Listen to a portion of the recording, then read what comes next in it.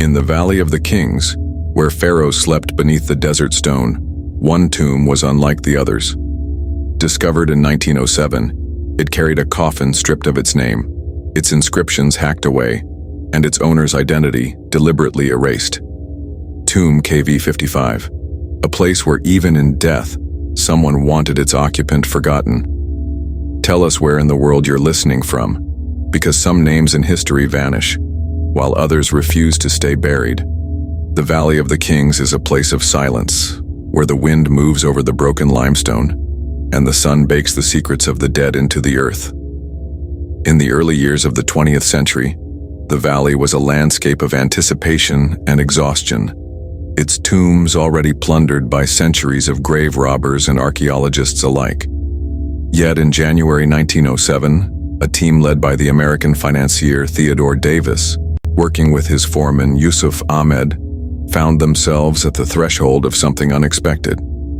Their workmen, digging in the shadow of the cliffs, uncovered a patch of hard-packed rubble that did not belong to the natural order of the valley. Beneath it, a shaft descended into darkness. The entrance was narrow, choked with debris as if someone had tried to hide it from the world. The men cleared the passage, their lamps flickering against the ancient dust. The air was heavy, stale with the breath of centuries. At the bottom, a small chamber opened before them, not the grand halls of Seti or Ramesses, but a single room, its walls rough and unfinished, as if the work had been abandoned in haste or secrecy.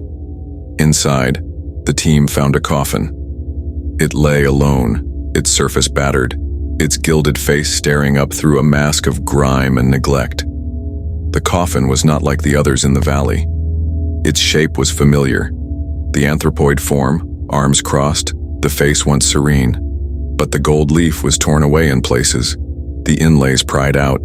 The hieroglyphs that should have proclaimed the name and titles of the dead were gouged and hacked, leaving only scars in the wood. Where a name should have been, there was only emptiness. Theodore Davis, a man who had spent years searching for royal tombs, recognized at once that this was no ordinary burial. The coffin was both magnificent and violated, a relic of royal power and a victim of deliberate destruction. The team's excitement was tempered by unease. They had come looking for a king, but what they found was a riddle, a burial that someone had tried to erase. The chamber itself was cramped, its floor littered with debris. There were traces of funerary equipment, fragments of pottery, and the remains of a wooden shrine. The walls bore no decoration, no spells to guide the dead to the afterlife. It was as if the tomb had been prepared in haste, or as if its occupant had been denied the honors of a proper burial. Theodore Davis and his colleagues stood in the half-light, their voices hushed. The Valley of the Kings was a place where the dead were meant to be remembered forever, their names spoken in ritual, their images preserved for eternity. Yet here, in this small, violated chamber, someone had gone to great lengths to ensure that the person within would be forgotten. The coffin was removed from the tomb and brought into the harsh light of the Egyptian sun. Its features, once regal, now seemed haunted. The gold that remained caught the light, but the gouges and scars told a different story, a story of anger, of fear, of a memory that someone had tried to destroy. As the news of the discovery spread, Egyptologists and journalists speculated about the identity of the tomb's occupant. The Valley of the Kings was the resting place of the greatest rulers of Egypt, but this burial was different. The deliberate defacement, the stripped coffin, the absence of a name, all pointed to a story of disgrace and erasure. In the days that followed, the team cataloged the contents of the tomb. Each object, each fragment, was a clue to a life and a death that had been hidden for millennia. Yet the more they uncovered, the deeper the mystery became. The tomb was both a burial and an act of violence, a place where the rituals of death had been twisted into something darker. Theodore Davis, standing at the edge of the shaft, must have wondered what kind of king, or what kind of enemy, would be buried in such a way. The Valley of the Kings was a landscape of memory, but Tomb KV55 was a place of forgetting. The silence of the tomb was not the peace of the dead, but the silence of erasure, of a name cut out of history. As the sun set over the cliffs, the shadows lengthened across the valley. The tomb, now empty, seemed to close in on itself, its secrets intact. The coffin, stripped and scarred, waited for the world to remember or to forget. In the Valley of the Kings, one tomb stood apart, its occupant condemned not to eternal life, but to eternal silence. The tomb's entrance, once pried open, revealed not the opulence of a king's eternal house, but the aftermath of a burial that had been violated twice, first by those who interred the body, and again by those who came to erase it. The air inside was thick, unmoving, as if the chamber itself had not breathed since the day it was sealed. The walls, rough and unfinished, bore no painted prayers, no carved spells to guide the soul. Instead, the only testimony to the dead was the debris scattered across the floor. Fragments of wood, splinters of gold, and the broken remains of objects meant to protect and preserve. The coffin, once the centerpiece of royal burial, was a study in contradiction. Its form was unmistakably regal, the anthropoid shape reserved for pharaohs and their kin. Yet the surface was battered, the gold leaf peeled away in jagged strips, the inlays of colored glass and stone pried out with violence. Where the name should have been, where the hieroglyphs would have sung the praises of the dead, there was only a gouged void. The face, once serene, was now a mask of anonymity. Whoever had done this had not been content to simply bury the body. They had tried to erase the person, to cut them out of memory itself. Around the coffin, the remnants of funerary equipment told their own story. 4 canopic jars, meant to hold the organs of the deceased, lay shattered. Their lids, carved in the likeness of a queen, were broken and scattered, the faces marred. The jars themselves were empty, their contents lost or destroyed. Magical bricks, inscribed with protective spells, were found in the corners of the chamber, but their inscriptions were damaged, their power perhaps deliberately broken. A gilded wooden shrine, once a shelter for the coffin, was reduced to splinters. The sense was not of time's slow decay, but of deliberate, targeted destruction. The archaeologists moved through the chamber with a mixture of awe and unease. Each object they uncovered seemed to whisper of a life once celebrated, now condemned. The coffin's style and the fragments of gold suggested a royal burial from the late 18th dynasty, a period marked by upheaval and heresy. The evidence pointed to a time when Egypt's gods had been challenged, and the old order had been overturned. It did not take long for the name Akhenaten to surface among the team. Akhenaten, the heretic pharaoh, the king who had dared to abandon the gods of his ancestors and worship only the Aten, the sun disk. His reign had been a revolution, a brief and dazzling break from tradition that left Egypt's priests and people reeling. After his death, the old gods returned, and Akhenaten's memory was condemned. His images were smashed, his name chiseled from monuments, his city abandoned to the desert. The violence done to the coffin in KV55 seemed to echo the violence done to Akhenaten's legacy. The clues were tantalizing: the style of the coffin, the traces of gold, the broken canopic jars, all pointed to the Amarna period, the era of Akhenaten and his family. Yet nothing was certain. The name was gone, the face defaced, the inscriptions hacked away. The only certainty was that someone had wanted this burial to be forgotten. Theodore Davis and his team debated the meaning of what they had found. Was this the lost tomb of Akhenaten, hidden away in the Valley of the Kings after his heresy was crushed? Or was it the burial of another royal, caught up in the aftermath of the Amarna Revolution? The evidence was ambiguous, the silence of the tomb unbroken. The desecration was not random, it was methodical, purposeful. The canopic jars with their queenly faces suggested a connection to Akhenaten's family, perhaps his mother, Tiye, or his wife Nefertiti. Yet the jars were smashed, their contents destroyed. The magical bricks meant to protect the dead from harm were damaged, their spells rendered useless. The coffin itself, once a vessel of immortality, was now a monument to erasure. The sense of violation was overwhelming. In ancient Egypt, to be forgotten was the worst fate imaginable. The rituals of burial, the spells and offerings were all designed to ensure that the dead would live forever in memory. To have one's name destroyed, one's image defaced, was to suffer a second death, a death of the soul. The occupant of KV55 had been condemned not just in life, but in death as well. As the archaeologists catalogued the contents of the tomb, they were haunted by the sense that they were witnessing the aftermath of a crime. The violence done to the coffin, the destruction of the jars, the hacking away of the name, all spoke of a hatred that had outlived the person it was directed against. The tomb was not a place of rest, but a battlefield in the war for memory. The Valley of the Kings was filled with the names of the mighty, Rameses, Seti, Thutmose, each one preserved in stone and gold. But in KV55, there was only silence. The coffin, stripped of its identity, seemed to float in a void, untethered from the world of the living and the dead. The archaeologists could only guess at the story behind the destruction, piecing together fragments of gold and wood, searching for a name that had been deliberately erased. In the end, the tomb offered no answers, only questions. The violence done to the burial was a message, but its meaning was lost in the silence of the centuries. The coffin, the jars, the magical bricks, all were relics of a life that someone had tried to erase. In the Valley of the Kings, where memory was everything, KV55 was a place of forgetting, a tomb where even the dead could not rest. The body inside the coffin was as enigmatic as the tomb itself. When the archaeologists first lifted the battered lid, they found a skeleton, not a mummy.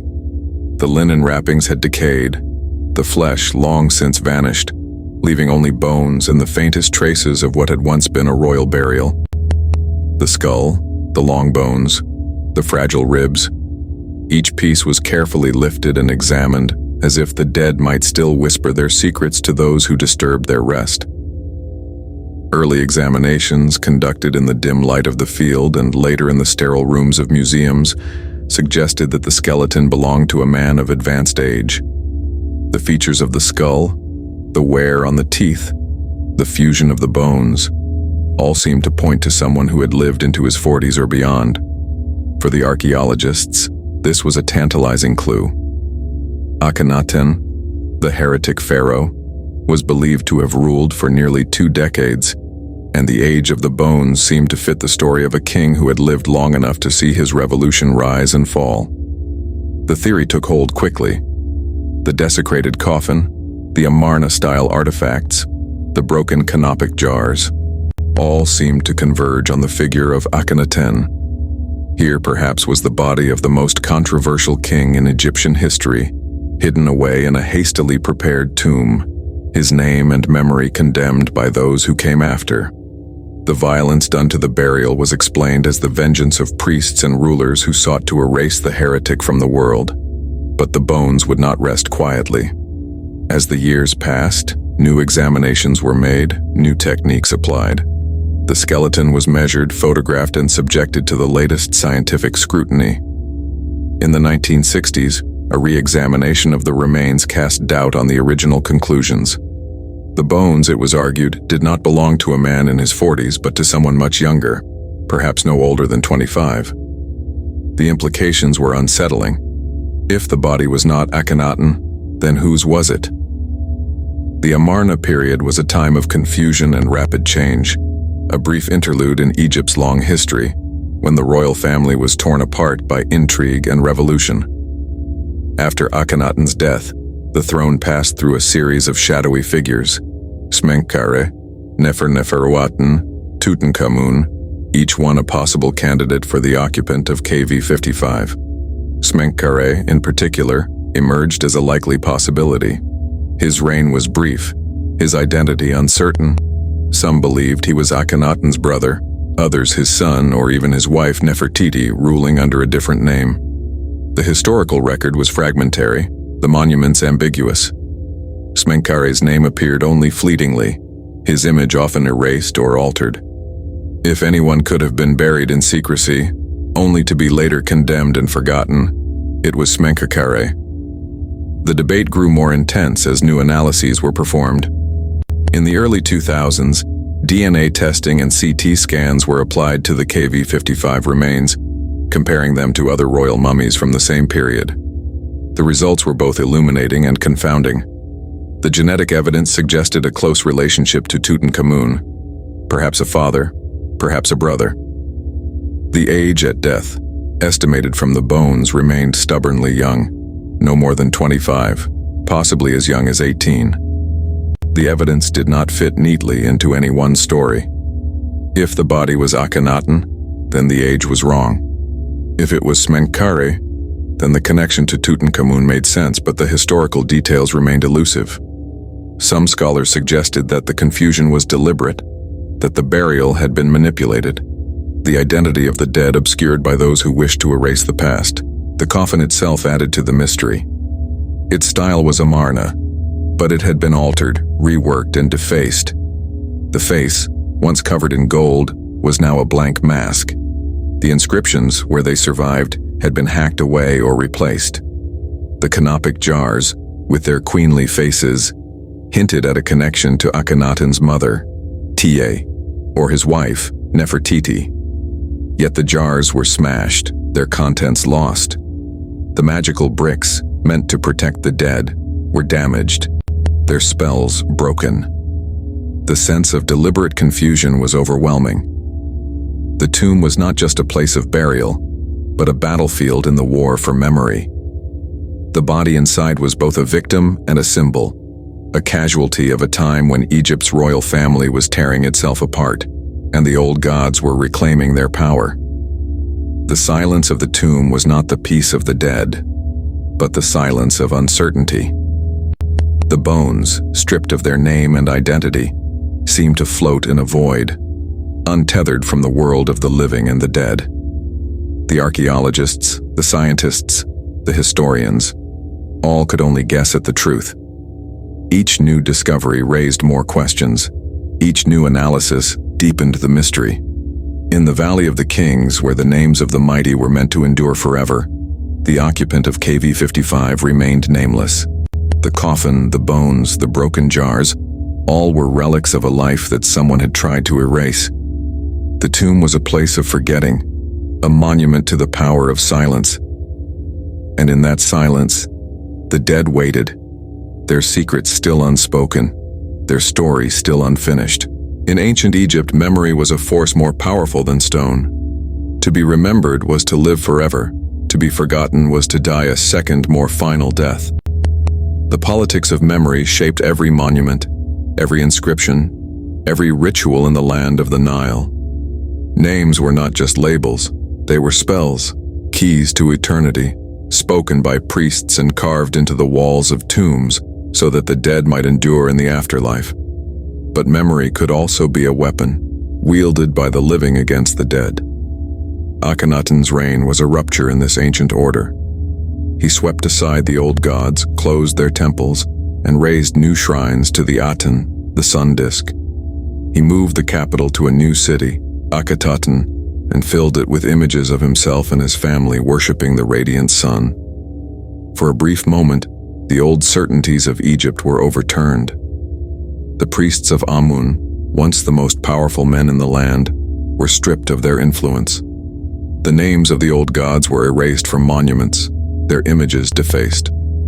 Akhenaten's own name was proclaimed everywhere, his vision of a new world written into the very stones of his city. But revolutions are fragile things. After Akhenaten's death, the old order returned with a vengeance. The priests of Amun reclaimed their power, and the memory of the heretic king became a threat to be destroyed. His city was abandoned, his monuments torn down, his images smashed.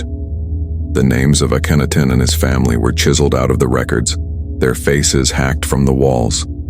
The process was systematic, relentless, a cultural execution after death. This was the fate that awaited the occupant of KV55. The violence done to the coffin, the hacking away of the name, the destruction of the canopic jars, all were acts of erasure. meant to deny the dead the immortality that memory could bestow. The tomb was not just a place of burial but a battlefield in the war for the soul of Egypt. The priests and rulers who came after Akhenaten understood that to destroy a name was to destroy a person. The silence of KV55 was not the peace of the grave, but the silence of condemnation. The ancient Egyptians called this fate damnatio memoriae, the damnation of memory. It was a punishment reserved for those who had committed the gravest offenses against the gods and the state. To be subjected to it was to be erased from history, to have one's name and image destroyed so thoroughly that even the afterlife would be denied. The rituals of burial, the spells and offerings, were all designed to ensure that the dead would be remembered. To have one's name cut out, one's coffin defaced, was to suffer a fate worse than death. The evidence in KV55 speaks to this deliberate erasure. The coffin, once a vessel of immortality, was stripped of its gold, its inscriptions gouged away.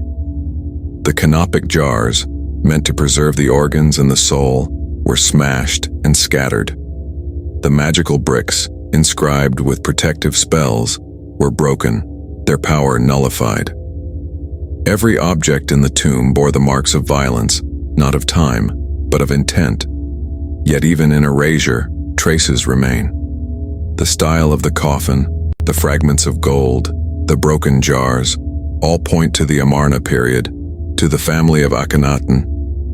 The violence done to the burial is a mirror of the violence done to his memory. The priests and rulers who came after him sought to undo his revolution, not just in life, but in death. They hunted his name through the monuments of Egypt, chiseling it out wherever it appeared, turning his images to dust. The tomb in the Valley of the Kings is the physical embodiment of this campaign, a place where the dead were not allowed to rest, where memory itself was put on trial. The politics of memory did not end with Akhenaten. His successors, too, were caught in the web of erasure and restoration. Smenkhkare, the shadowy ruler who may have followed Akhenaten, is little more than a name, his monuments few and ambiguous. Tutankhamun, once Tutankhaten, changed his name to distance himself from the heresy of his predecessor. The royal family was torn apart by the struggle to control the past, to shape the story that would be told to future generations. In the Valley of the Kings, the tombs of the great pharaohs are monuments to the power of memory. Their names are carved deep into the stone, their images painted in vivid colors, their stories told in endless repetition. But KV55 is different. It is a monument to forgetting, a place where the rituals of remembrance have been turned inside out. The coffin, the bones, the broken jars, all are relics of a life that someone tried to erase. The silence of the tomb is not empty. It is filled with the echoes of a struggle that played out over generations, a struggle to control the past, to decide who would be remembered and who would be forgotten. The violence done to the burial is a message, a warning, a reminder that even in death, the politics of memory endures. In the end, the occupant of KV55 was condemned not just by his enemies, but by history itself. His name was cut out, his image destroyed, his story left unfinished. The tomb stands as a testament to the power of erasure, to the fear that memory can inspire. In the Valley of the Kings, where the dead were meant to live forever, one coffin waits in silence, its secrets still hidden, its name still lost. The mystery of Tomb KV55 endures, its silence as deep and unyielding as the limestone cliffs that guard the Valley of the Kings.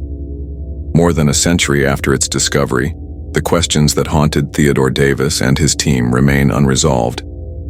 The coffin, stripped of its name and dignity, still refuses to yield its secret. The bones, measured and remeasured, scanned and sampled, remain a cipher, caught between the identities of kings and the shadows of the forgotten. Was it Akhenaten, the heretic pharaoh, whose vision of a new world brought down the wrath of gods and men alike? The evidence is both compelling and elusive. The style of the coffin, the Amarna relics, the violence of the erasure, all point to a king whose memory was condemned. Yet the bones, so young, seem to resist the story. Akhenaten, if he lived to see his revolution collapse, would have been older than the skeleton suggests. The science and the history do not quite meet, leaving only uncertainty. Or was it Smenkhkare, the fleeting ruler whose reign is little more than a whisper in the records? His name, barely preserved, flickers in the darkness of the Amarna aftermath.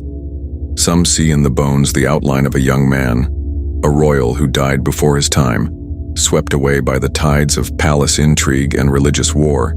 The DNA, the age, the context, they fit, but the story is thin, the evidence always just out of reach.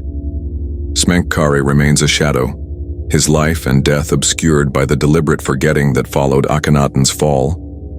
Others have wondered if the body might belong to another lost prince of Amarna, a son of Akhenaten, a brother of Tutankhamun, a casualty of the purges that followed the restoration of the old gods.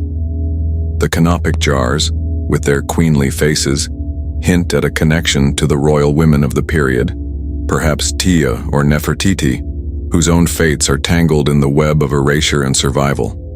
The magical bricks, the battered shrine, the broken funerary goods, all are fragments of a story that refuses to be told in full.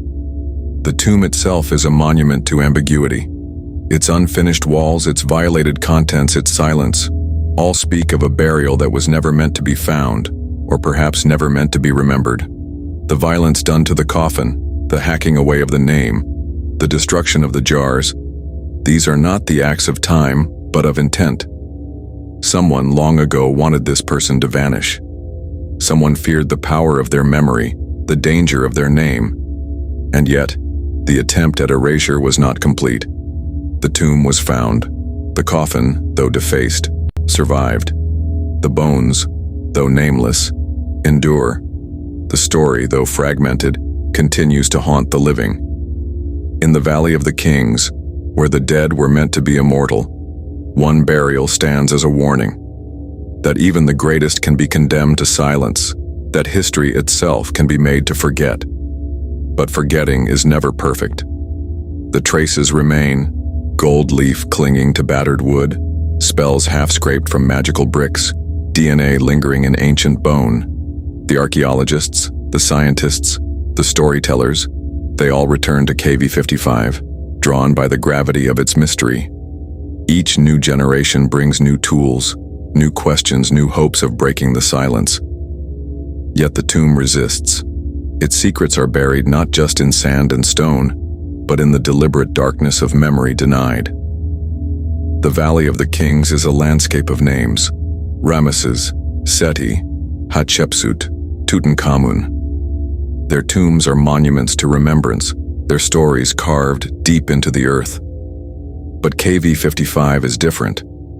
It is a monument to forgetting, a place where the rituals of memory have been turned against themselves. The coffin, the bones, the broken jars, they are relics of a life that someone tried to erase, a story that someone tried to end. And so the tomb waits. The desert wind moves over the entrance, the sun bakes the stones, the silence deepens. The name is gone, the face is lost, the story is unfinished. Yet the presence remains, a quiet menace, a reminder that the past is never truly dead, that some secrets refuse to stay buried. The desert keeps its silence.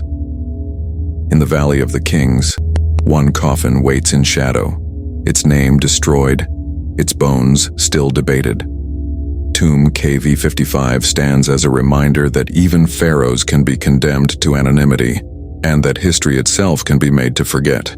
If you've listened this far, you've walked with us through the shadowed corridors of Tomb KV55, where the silence of the dead is heavy, and the past is never quite at rest.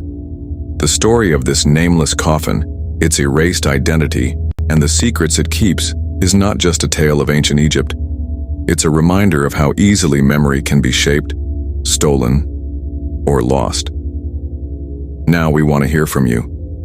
Who do you believe lies in Tomb KV55? Was it Akhenaten, the heretic king erased by his enemies? Smenkhkare, the forgotten ruler lost to history? Or someone else, caught in the crossfire of royal vengeance and religious war? What do you make of the deliberate destruction, the broken jars, the battered coffin? the silence that still lingers in the Valley of the Kings. Share your thoughts, your theories, and your questions. Reach out to us, wherever you are in the world, because some mysteries are too deep for one voice alone. In the end, the story of KV55 is not just about what was lost, but about the search for meaning in the spaces where history has been made to forget. Thank you for listening. Until next time, remember, in the desert, in the darkness, some names refuse to stay buried.